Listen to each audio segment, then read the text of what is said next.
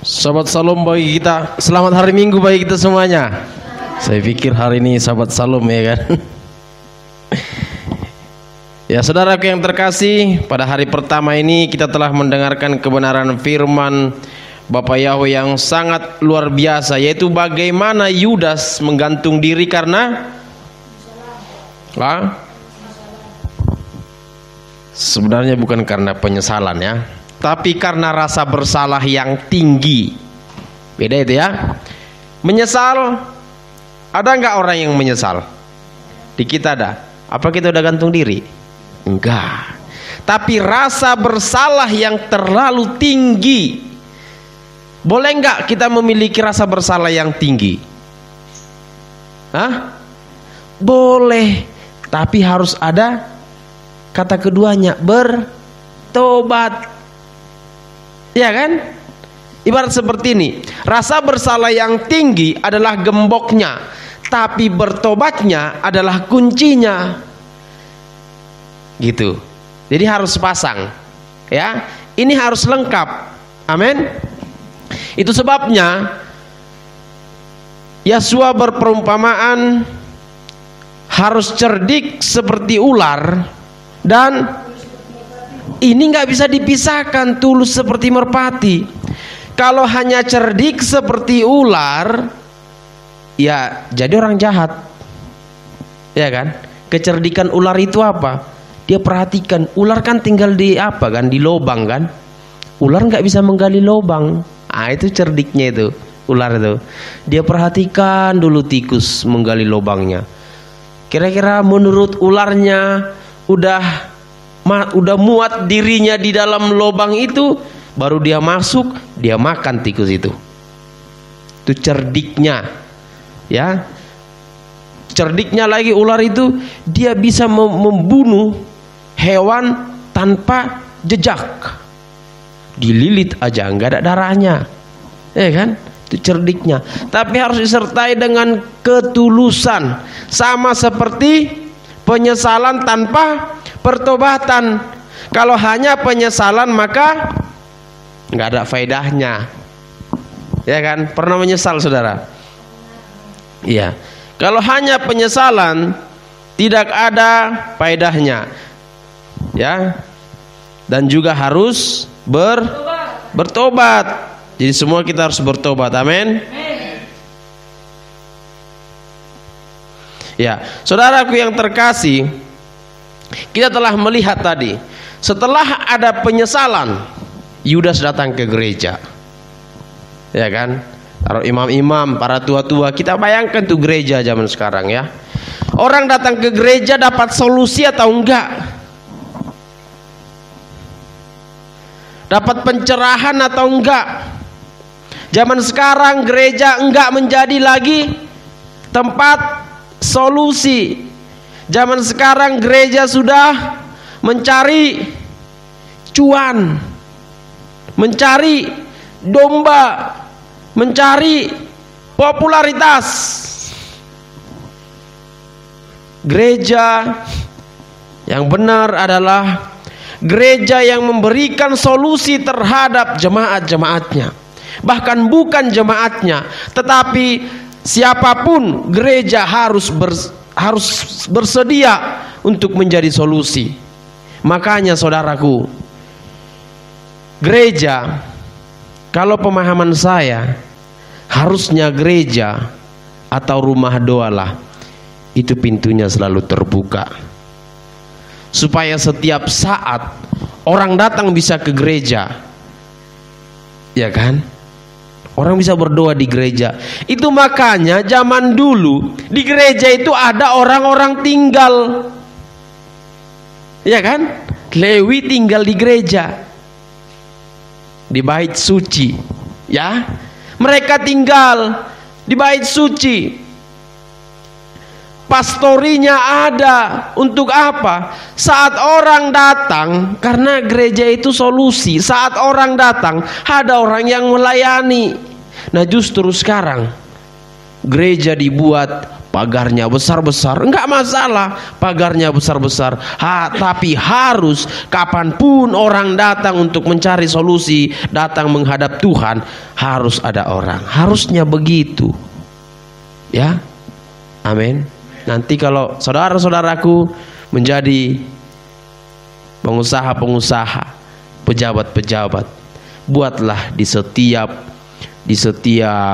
kerumunan, di setiap orang berkumpul, buatlah rumah doa.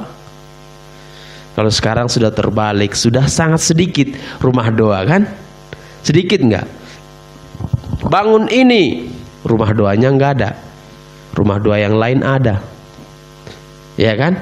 Mungkin pemerintah tidak memikirkan untuk buat rumah doa. Nanti kita, kalau kita sudah punya berkat dari Elohim, itu adalah bagian dari pelayanan. Amin. Membangun itu, buat di situ besar rumah doa.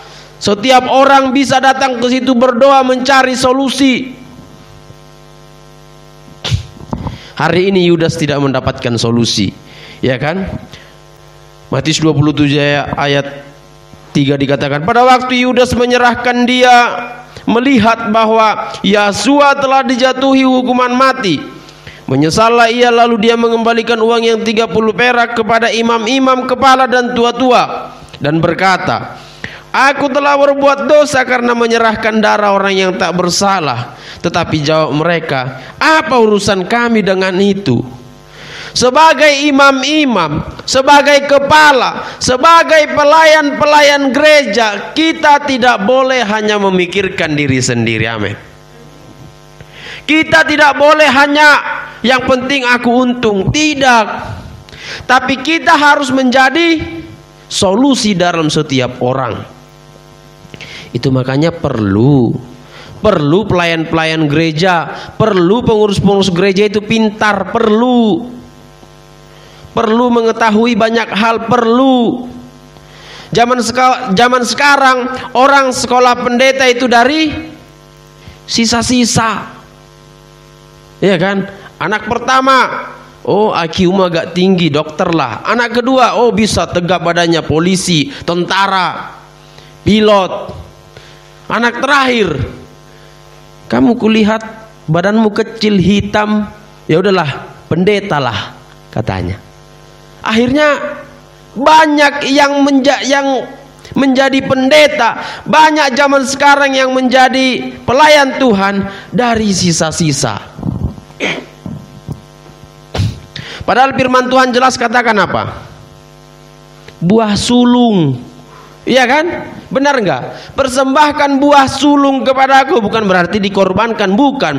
Tetapi dalam setiap keluarga harusnya buah sulung itu harus jadi pelayan.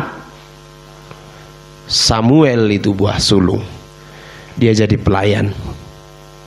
Amin. Supaya apa? Supaya bisa memberikan solusi. Karena buah sulung kan masih buah yang baik kan, yang terbaik ya, supaya bisa memberikan solusi. Ya, kenapa diperintahkan harus Lewi? Lewi itu orang yang zaman dulu yang bisa melayani itu. Lewi adalah orang-orang yang bisa menulis. Zaman dulu nulis sudah hebat, karena mereka kan tulisan Ibrani tuh, bisa menulis, bisa membaca, bisa menafsirkan, bisa membuat kesimpulan. Itu hebat, itu orang-orang yang sekolah. Jadi Lewi itu betul-betul diajari, ya kan? Betul-betul dididik dan dicari orang-orang yang terbaik untuk Lewi, bukan orang-orang sisa, orang-orang pintar. Supaya apa? Supaya tidak salah dalam menyampaikan kebenaran. Beda dengan sekarang. Ya, dicari dulu sekolah-sekolah yang lain. Kalau udah mentok baru sekolah Alkitab. Ya akhirnya sekolah Alkitabnya yang keteteran dalam mendidik, ya kan? Tapi mulai sekarang firman ini udah kita ketahui, Lewi harus menjadi orang terdepan. Jangan kasih sisa kepada Bapak Yahweh, amin. Jangan kasih sisa kepada Tuhan. Nanti jadinya seperti ini. Apa urusanmu kepadaku? Apa urusanmu datang ke gereja ini? Ya kan? Datang ke gereja ini berdoa aja. Padahal setiap orang yang datang ke gereja ini harus dilayani, harus diberikan solusi. Dan orang yang memberikan solusi adalah orang yang memintanya dari Bapa Yahweh. Iya kan? Jadi kita harus jadi Lewi yang benar-benar Lewi. Amin. Berjanji saudara sekarang, kalau saudara nanti punya anak pertama setidaknya harus pelayan Tuhan. Amin. Dididik dari sekarang. Kalau bisa mang ya, anak pertama harus jadi melayani Tuhan. Ya kan? Kasih baca firman Tuhan itu, kasih terus, didik dia supaya jangan dia disisa saudaraku. Karena itu buah sulung harus untuk Bapa Yahweh. Ya. Lanjut ke Yudas. Setelah dia datang ke tua-tua, dia tidak mendapatkan solusi. Ya. Dia tidak mendapatkan suatu pencerahan dari gereja tersebut, dari imam-imam tersebut, sehingga dia tidak bertobat. Kan karena dia tidak mendapatkan pencerahannya, makanya dia tidak bertobat. Iya kan? Nggak ada waktunya komunikasi. Mungkin dalam pikiran Yudas waktu menjual Yesua, pikirannya bukan di hukuman mati. Paling nanti ini disiksa. Mungkin seperti itu. Atau dia kan punya kekuatan, bisa lepas. Atau mungkin seperti itu pikirannya. Ya kan? Tapi waktu dilihat dia dijatuhi hukuman mati dan tidak ada perlawanan, dia menyesal. Ya, dan dia menyesal, dipikirkan terus penyesalannya itu. Akhirnya jadilah dia sakit. Ya kan? Sakit di sini, akhirnya dia gantung diri. Ya. Jadi saudaraku, penyesalan yang terlalu dalam kalau tidak disertai dengan perubahan, maka itu adalah tindakan yang konyol. Ya, semua kita boleh punya masa lalu, saudara. Semua kita boleh di belakang, boleh kita melihat kejahatan-kejahatan kita mungkin. Tapi ingat, di depan kita masih suci. Ya, masa depan kita masih putih. Amin. Masa lalu kita boleh hitam, boleh merah, abu-abu, kuning. Masa depan kita masih putih yang perlu kita tulis. Jadi tidak perlu menyesal terlalu dalam kalau tidak disertai pertobatan. Amin. Nanti jadinya depresi, gantung diri, ya kan? Saudara, rasa bersalah yang tinggi membuat orang stres, depresi. Ya. Orang kalau udah depresi itu memperpendek umur dengan sangat cepat. Udah depresi, ya. Orang depresi bisa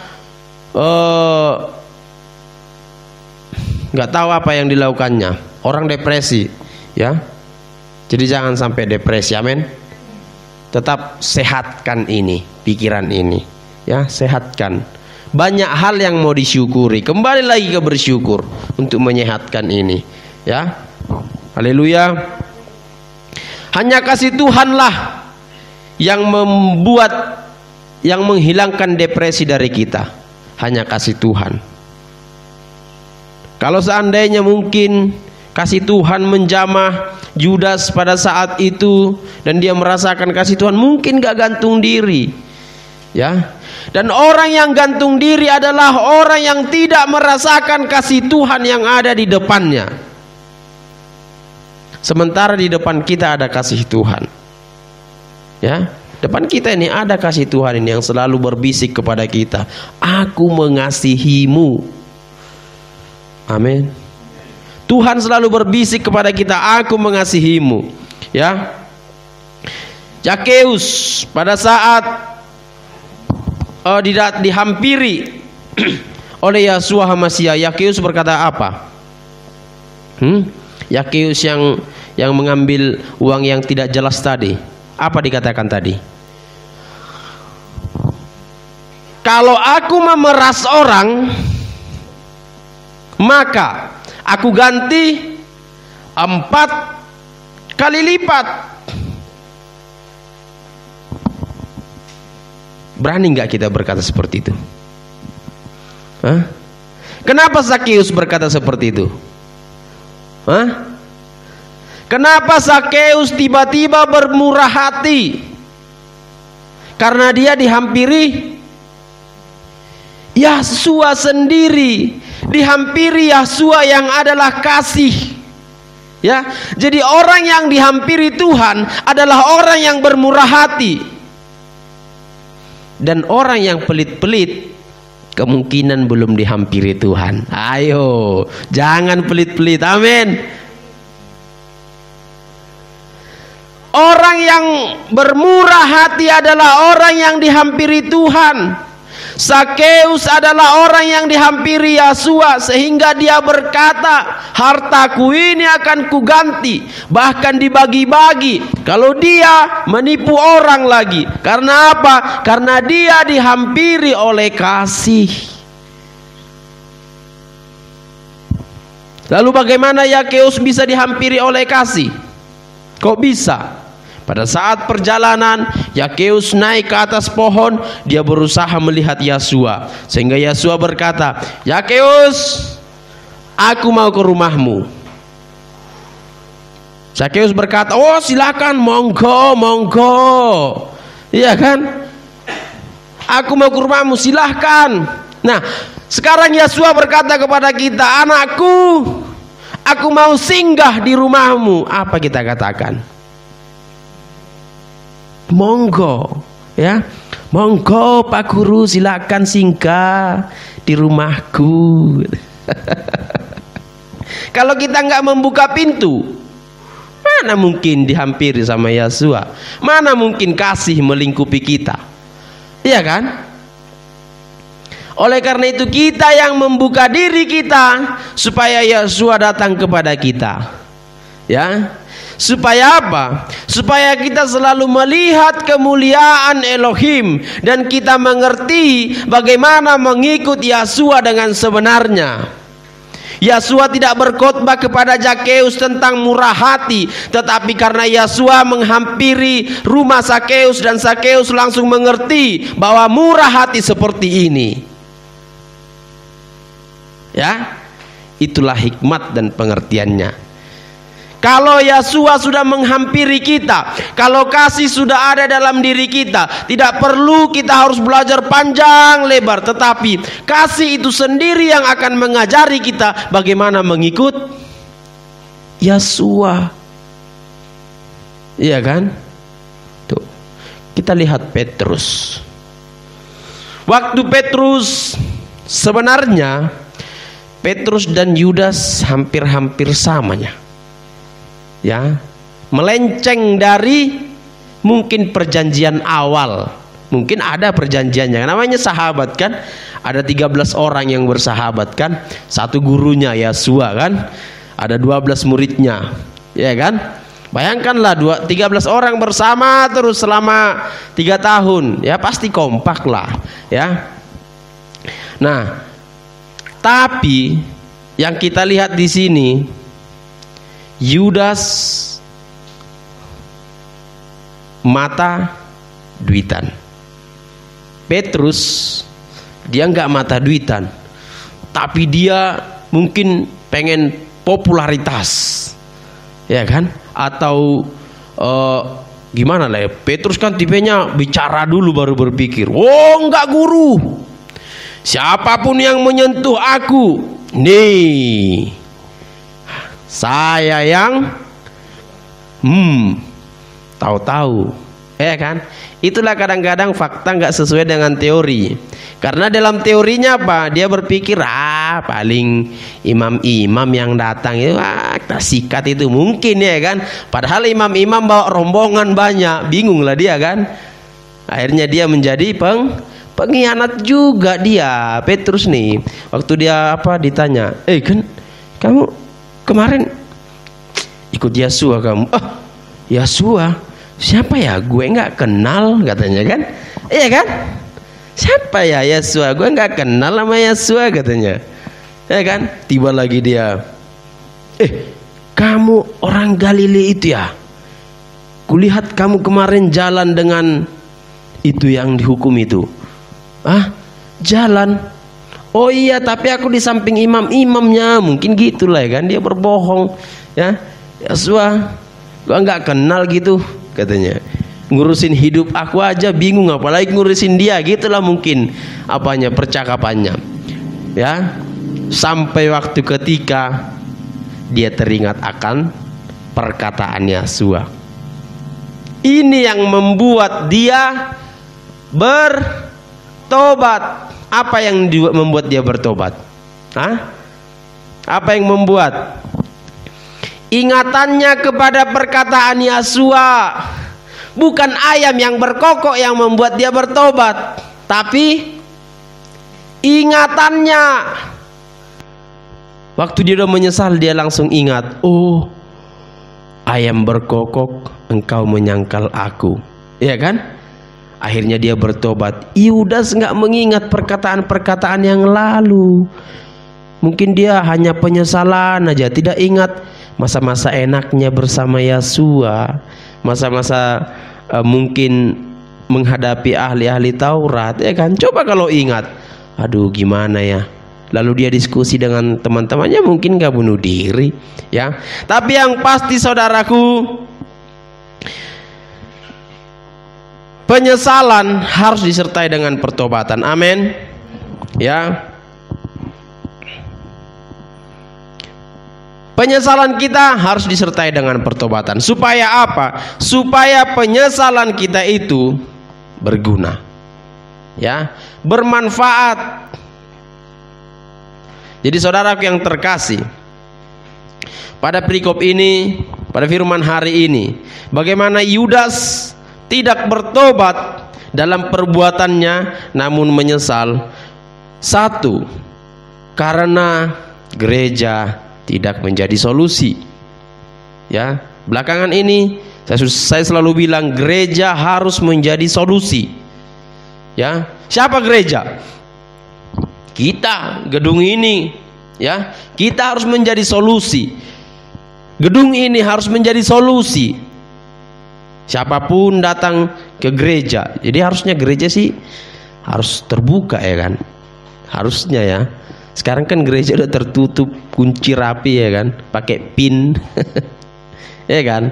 Makanya rumah doa teman kita, tetangga kita terbuka kan terus kan, ya kan? Maksud saya kan kita lihat kemana-mana musola terbuka. Kita bisa masuk nggak? Bisa masuk. Kalau hujan bisa bersinggah nggak? Bisa.